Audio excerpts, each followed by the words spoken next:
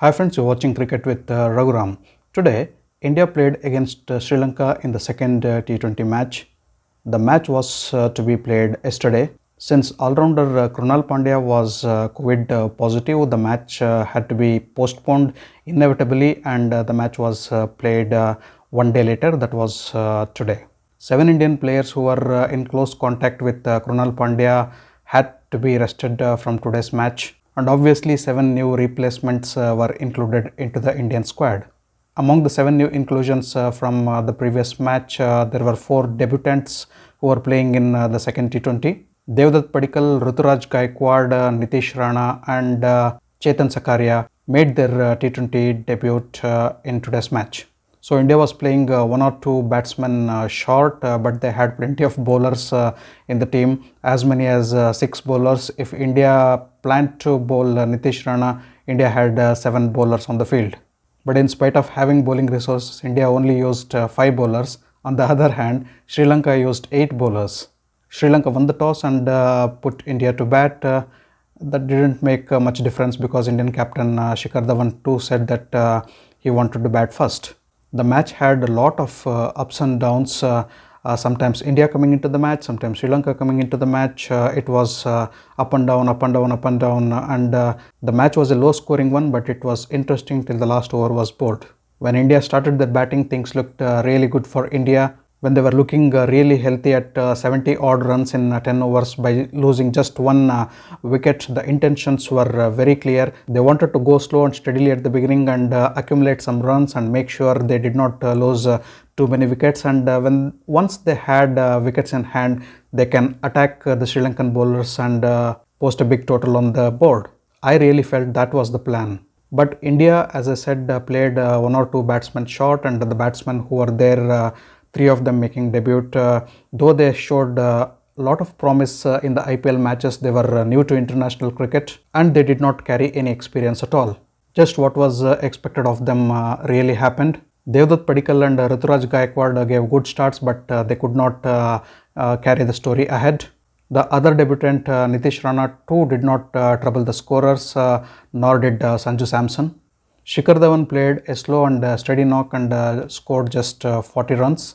India could accumulate only 60 plus runs in the last 10 overs, and that was miserable. To see India lose only 5 wickets at the end, okay, we can tell that there were no batsmen at all and India was playing with a compromised team, and there were none of the batsmen remaining at the end to attack the Sri Lankan bowlers. Everything could be accepted, but having 5 wickets in hand at the end of the match and not being able to score big runs was miserable on the part of India. Indian batting was horrible, miserable and a disaster.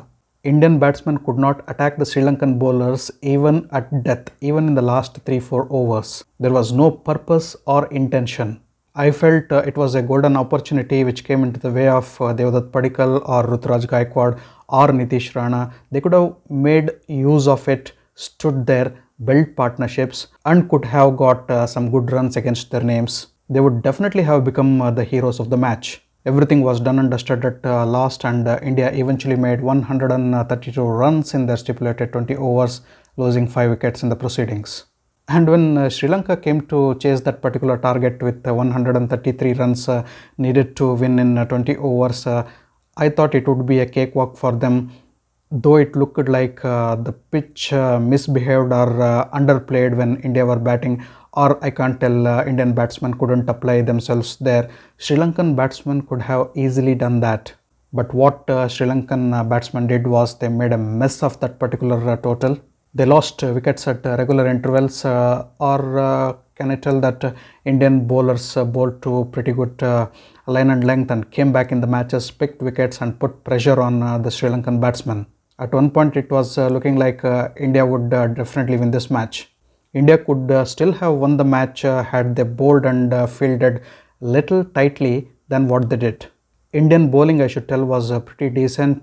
They constantly applied pressure over the Sri Lankan batsmen, did not allow them to easily score the runs.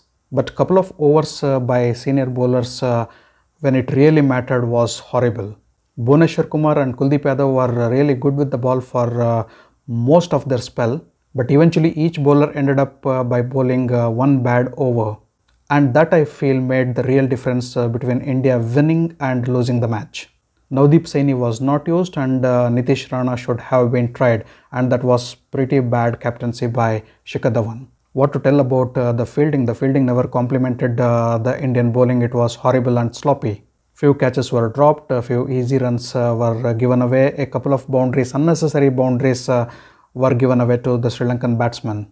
Sri Lanka struggled and eventually won the match by 4 wickets with 2 balls remaining. What could have been a cakewalk, what could have been an easy match for Sri Lanka to win against India, they made a mess of it and made it unnecessarily thrilling. Dhananjaya De Silva held nerves and top scored for Sri Lanka with 40 runs and eventually won the match for his team. For his all-round performance, he was declared man of the match.